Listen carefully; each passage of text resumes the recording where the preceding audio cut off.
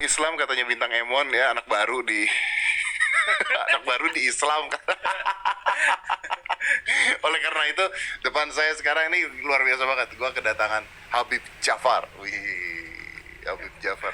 Bro, sorry bro, sebelum lari ke sana, Djafar itu bukannya nama di film Aladdin, kan nggak sih?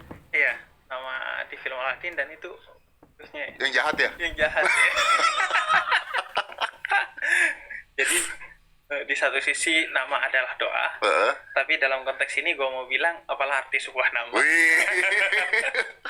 Tapi lu menarik banget deh. Maksudnya gini bro, sebagai seorang Habib, saya nggak menyangka bahwa Anda akan datang ke studio podcast dengan baju sweater, dengan hoodie, dengan masker, celana jeans gitu maksudnya. Kayaknya nyantai banget gitu. Padahal Anda menyandang gelar Habib. Ini kan sesuatu yang agak-agak sulit gitu kan? Iya nggak sih? Iya, ya sebenarnya tergantung pada bagaimana kita melihat posisi gelar Habib itu. Ah, Melihatnya sebagai sebuah tanggung jawab atau melihatnya sebagai suatu kebanggaan. oke. Kalau gue melihatnya sebagai suatu kebanggaan, maka gue akan menggunakan itu untuk hal-hal yang pragmatis bagi diri gue, untuk mencari keuntungan-keuntungan. Contoh. Contoh, karena omongan gue pasti didengar oleh orang-orang, khususnya dalam konteks agama, maka gue akan ngomong seenaknya saja. Oke. Atau di sisi lain, gue merayakan penghormatan orang kepada gue. Oke. Wah, karena orang menghormati kita, ya udah, gue rayakan itu. Gue memanfaatkan orang lain untuk kepentingan pribadi gue. Oke. Kalau melihat itu sebagai sebuah kebanggaan. Kebanggaan. Oke. Tapi bagi gue itu tanggung jawab sih.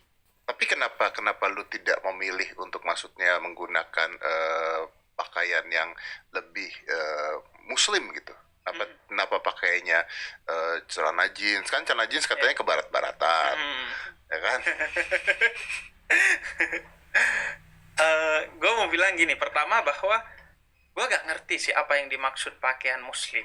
Oke, ini menarik. Misalnya baju koko itu pakaian Tionghoa gitu sebenarnya kan. Iya, betul. Ada irisannya gitu Ada irisannya. dengan Tionghoa secara kebudayaan. Itu sama kayak peci sebenarnya adalah nasional Indonesia gitu kan? Iya, batik gitu. Jadi bagi gue yang dimaksud pakaian muslim, pertama Islam tidak mengatur fashion kita sebenarnya. Oke. Islam itu bukan kuantitas, bukan lo berpakaian sarung, bukan lo berpakaian jubah dan lain sebagainya. Tapi bagi gua, fashion dalam Islam itu ada kualitas. Yakni lo menutup aurat selesai, Apapun itu ya. apapun itu. Dan kenapa gua memilih berpakaian seperti ini? Karena begini, gua memilih segmentasi dakwah anak muda, generasi milenial, dan melalui YouTube kebanyakan. Gue berdakwah juga di kafe-kafe.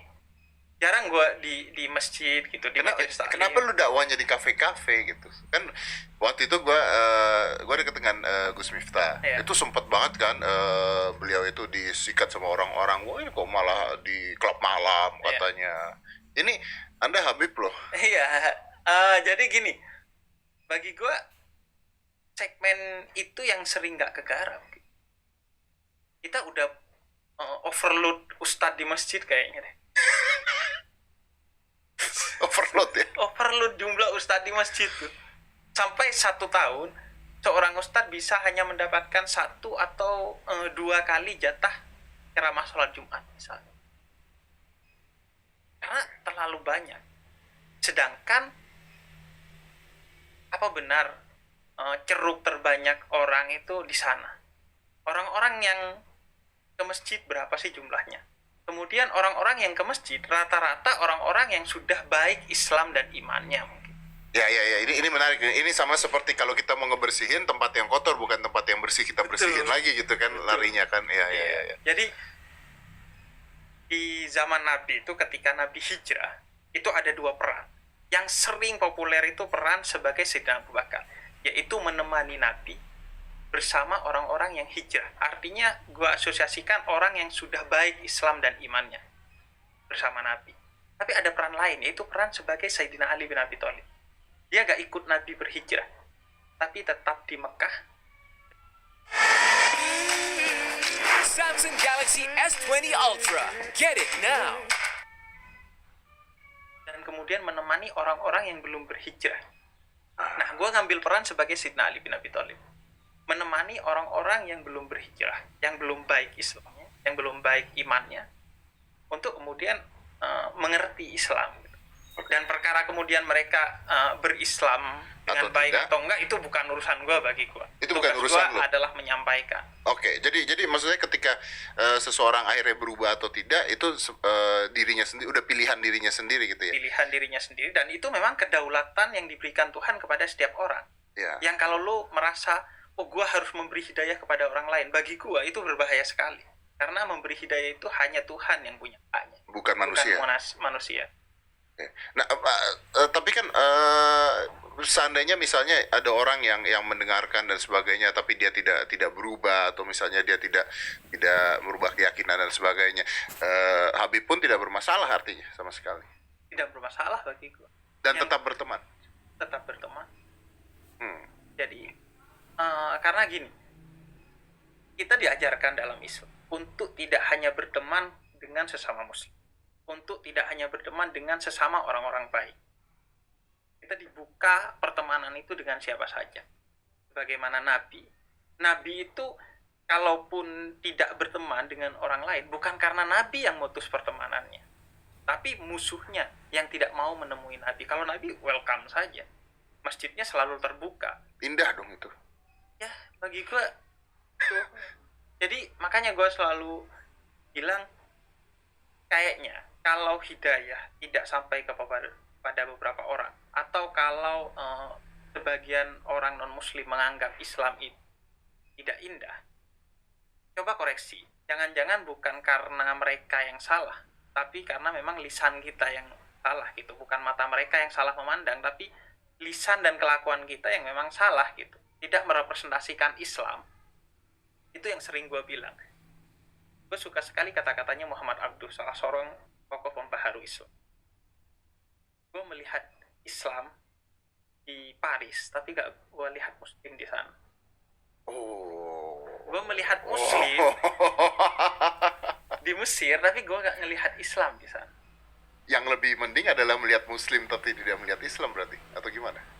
Menurut gue ya, itu problemnya. Seorang mengaku Islam tapi gak berkelakuan yang Muslim, Islami. yang Islami. Karena Islam itu kata kerja, ada jarak. Bagi gue gini, kafir itu kan artinya menutup. Ya. Jadi walaupun lo muslim, tapi kalau lo berhenti berjalan, berhenti belajar Islam, berhenti meningkatkan kualitas Islam dan iman lo, bagi gue itu bentuk kekafiran. Sebagaimana orang yang tidak mensyukuri nikmat, itu kan disebutnya juga kafir. Ya. Sama saja, orang yang berhenti, lo berhenti belajar Islam, bagi gue itu satu bentuk kekafiran, tindak kekafiran. Tindak kekafiran. Tapi apakah memiliki sebuah hak ketika lu melihat seperti itu lalu lu mengkafirkan orang? Atau ngatain orang kafir, atau ngomong orang kafir? Kan itu sebenarnya kafir itu bukan kata negatif sebenarnya kan? Jadi gini. Cuma kan ini sempat sensitif ini kan? Iya. Definisi atau kata-kata ini kan kemarin sebelum COVID ya? Iya. Kan sempat sensitif gitu. Karena bagi gue itu soal akhlak. Karena yang paling utama dari umat Islam kan adalah akhlaknya. Ya. Jadi kalau sekiranya kata kafir itu membuat hubungan kita jadi kurang baik dengan non-muslim, maka kita akan hindari kan. Oke. Kita dididik untuk berkata-kata yang selalu indah. Nabi itu bilang gini dalam salah satu hadisnya, orang yang ikut gue, kata Nabi, bakal masuk surga. Tapi yang gak ikut gue, ya udah. Nabi gak bilang masuk neraka. Gak mau kata neraka itu keluar dari mulutnya dan menyebabkan orang lain sakit hati.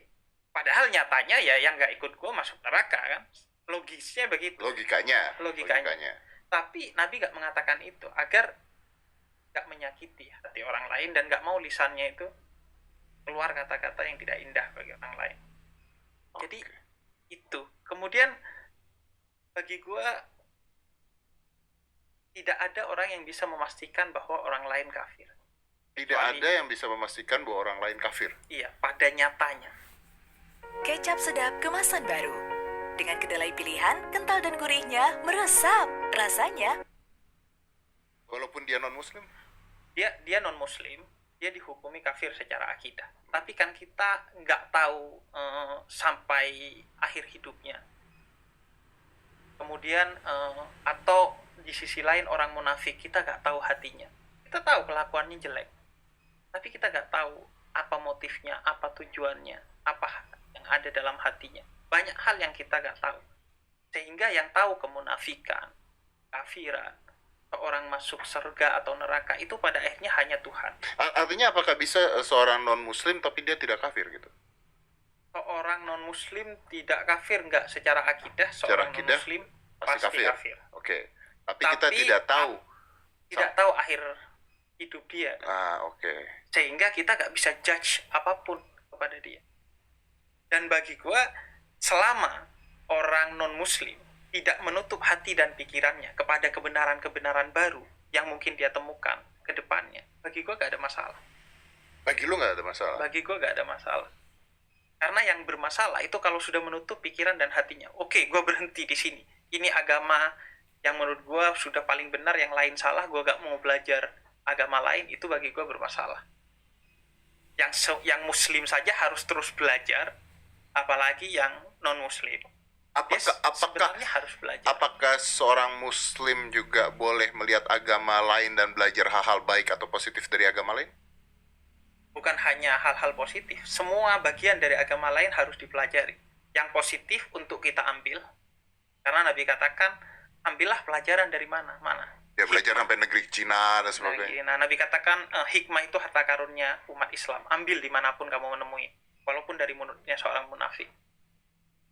Yang jelek, yaitu kita harus pelajari juga untuk semakin meyakinkan kita akan agama kita. Jadi bagi gua, kalau orang memilih beragama secara eksklusif, nggak mau nih ketemu orang beda agama, nggak mau nih berhubungan dengan orang beda agama, atau menghalang-halangi orang beda agama untuk berdakwah, menurut gua, lu beneran muslim nggak? Lu yakin nggak pada Islam? Kalau lu yakin, kenapa lu khawatir kepada agama-agama lain? Padahal rumusnya jelas di Quran. Kalau kebenaran datang, kebatilan akan pergi dengan sendirinya, nggak usah diusir. Jadi pertama gue mau bilang, kebatilan itu nggak perlu usir, ntar pergi sendiri. Yang penting lu bawa kebenaran. Nggak perlu lu sulit-sulit, wah ngusir keburukan, nggak perlu.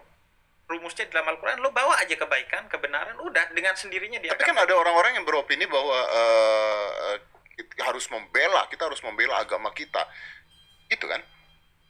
Membela agama kita, tapi bagaimana cara membela? Bagi gua, cara membela agama kita adalah dengan kita beragama dengan baik. Bukan dengan memerangi. Bukan dengan memerangi. Nggak ada istilahnya perang atas nama agama di dalam Al-Quran. Oke.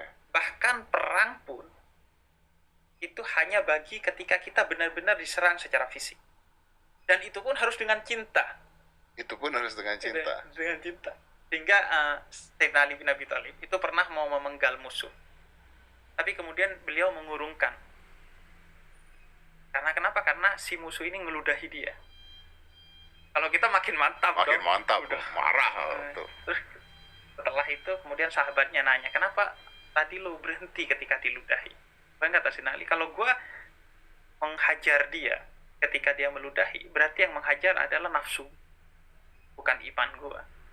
Makanya gue tenangin dulu diri gue kembalikan diri gue kepada Tuhan, baru kemudian gue eksekusinya atas nama Tuhan, bukan atas nama marahnya gue. Jadi dengan cinta. Makanya lo kalau lihat perang dalam Islam, itu murni kayak teater. Bayangin, lo gak boleh ngancurin rumah ibadah orang lain, dan gak boleh ngebunuh tokoh agamanya. Gak boleh membunuh tokoh agamanya. Itu jelas berarti perang bukan atas nama agama. Kemudian perempuan, anak kecil, orang tua, orang sakit, rumput, hewan, gak boleh dia sakiti.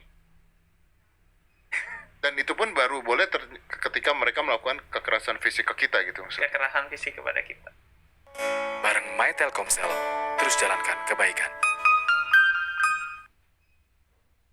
Dan betul-betul ketika benar-benar sudah melakukan, kalau masih merencanakan, nggak boleh kita menyerah.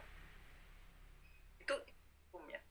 Makanya orang ada salah yang paham ketika Nabi memerintahkan kepada kita untuk belajar berkuda, belajar memanah.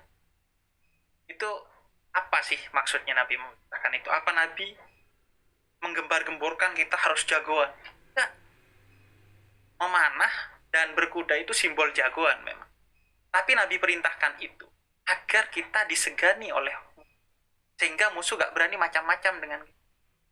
Jadi itu preventif, justru agar kita menghindari peperangan, bukan justru agar berperang. Ini kan orang belajar memanah, belajar berkuda, justru mau perang gitu. Enggak, kata Nabi justru karena lo terlihat gagah, maka orang akan segan untuk menyerang lo sehingga tidak akan terjadi peperangan di muka bumi. Tapi Habib kan balik lagi tadi kalau ketika ada misalnya ada orang yang dieksekusi atau dipenggal, kenapa boleh mengeksekusi atau memenggal itu? Ini kan yang akhirnya ISIS membawa-bawa keseraman itu kan sebenarnya kan. Ya, pada dasarnya kan untuk membela diri. Murni perang dalam Islam itu untuk membela diri. Tidak ada yang di luar itu. Kalau sekiranya orang tidak mengancam lo, ya sudah, kita memaafkan. Begitu juga suatu hari Usamah bin Zaid, salah seorang sahabat Nabi itu, ada orang lari dari peperangan dikejar.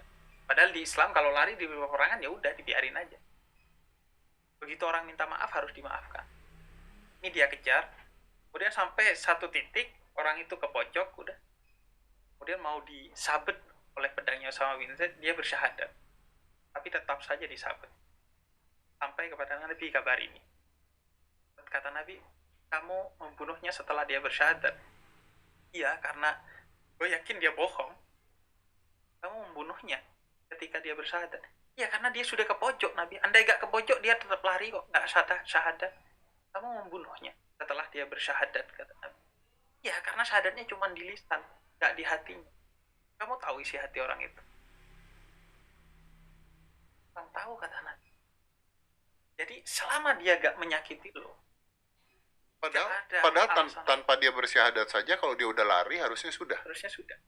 Dan kalau dia minta maaf, harus kita memaafkan. Kalau dia gak menyakiti kita, kita gak menyakiti orang lain. Harusnya kalau kayak begitu sebenarnya damai sekali dong. Tidak ada peperangan, tidak ada ribut-ribut, tidak ada apa-apa begitu. Idealnya sih begitu. Makanya gue bilang ada jarak antara Muslim dan Islam. Hal yang berbeda. Hal yang berbeda dan berjarak yang semakin jauh seolah-olah sekarang. Tapi gimana kalau misalnya ada orang yang tadinya Islam lalu dia pindah keyakinan? What do you think, bro? Tidak ada masalah. Tidak ada masalah juga, bro. Tidak ada masalah. Murtad itu bagi gue adalah lu keluar dari agama ini untuk memata-matai agama ini, atau lu masuk kepada Islam dengan niat untuk memata-matai. Itu murtad. Murtad itu tindakan memata-matai, dan itu gak ada hubungannya dengan agama. Di luar hukum-hukum konvensional juga menyatakan kalau lu memata-matai maka hukumannya berat. Jadi murtad yang berbahaya, yang dimaksud murtad ya kalau lu masuk dan keluar dari Islam dengan modus pragmatis untuk menghancurkan agama ini. Kalau keluar dari Islam karena menganggap dia menemukan keyakinan yang baru, tugas gue adalah meyakinkan dia lagi bahwa Islam benar. Itu aja. Kalau nyatanya dia tetap gak yakin, ya udah. Bareng My Telkomsel, terus jalankan kebaikan. Makanya Nabi itu disebutkan di dalam Al-Quran, dia menghabiskan malam-malamnya untuk memikirkan metode-metode untuk menyampaikan kebenaran. Dan menghabiskan siang harinya untuk mencoba berbagai metode. Makanya Nabi itu berbagai metode Nabi gunakan. Nabi mengislamkan Salman Al-Farisi dengan logika, karena Salman seorang yang logis. Nabi mengislamkan Bilal bin Rabah dengan hatinya, tidak dengan logikanya. Nabi mengislamkan banyak orang dengan berbagai cara, dan mayoritas itu karena melihat akhlaknya Nabi pada akhirnya. Tapi pamannya sendiri juga ternyata gagal diislamkan dan Nabi tidak bermasalah. Tidak bermasalah. Karena hidayah pada akhirnya bukan di tangan Nabi, di tangan Allah. Oke. Nah, gimana dengan netizen-netizen yang banyak sekali sekarang di komen, di mana kalau misalnya non-muslim pasti komennya adalah semoga dapat hidayah ya secepatnya ya. Kapan masuk Islam? Nah, itu kan banyak sekali. Nah, gimana? Kalau lu lihat itu gimana? Apakah boleh, harus, penting. Pertama, mendoakan orang mendapatkan hidayah, karena kita kan menganggap Islam ini kebenaran. Betul. Mendoakan Jadi orang baik mendapatkan hidayah sebenarnya. baik saja. Ya. Tapi kalau di komen, ngapain gitu? Doa itu gak di komen kali, di hati gitu. Ngapain di komen? Di komen kalau sampai orang tersinggung malah dia makin jauh dari Islam. Gue kemarin di video gue sama Priska YouTube, itu Priska ternyata hafal lagu Aisyah. Gue kaget. Gue ajak dia duduk ngobrol. Ternyata lagu, musik bisa jadi media dakwah loh.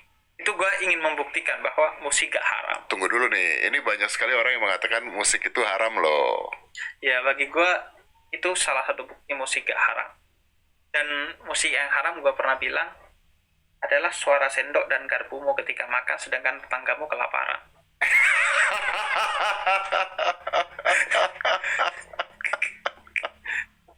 Karena buat mereka itu sebuah musik yang mengganggu sekali ya. Makanya gue sering bilang, katanya ajang pencarian bakat Indonesian Idol itu, kenapa yang menang selalu non-muslim? Ya karena di Islam musik diharamkan sama sebagian orang. Padahal kita azan aja, itu kan Udah ada bermusik nadanya. kan, udah bernada kan itu Bernada, kan. dan dipilihnya Bilal karena suaranya bagus, agar indah. Ngapain malah diharamkan? Ini justru jadi media dakwah, dan gue gak basa-basi loh. Gue membuktikan, gue punya acara keliling Indonesia memadukan antara nada, canda, dan dakwah. Canda dibilang stand up comedy bisanya cuma menghina Islam, menghina agama. Gue buktikan, gue dekati stand up komedian, gue ajak mereka berdakwah. Gue bikin acara nada, canda, dan dakwah. Musik dibilang haram, gue ajak mereka berdakwah. Bisa kok. Daripada lo cuma bisanya mengejek, kenapa gak mengajak aja sih? 5, 4, 3, 2, 1, close the door.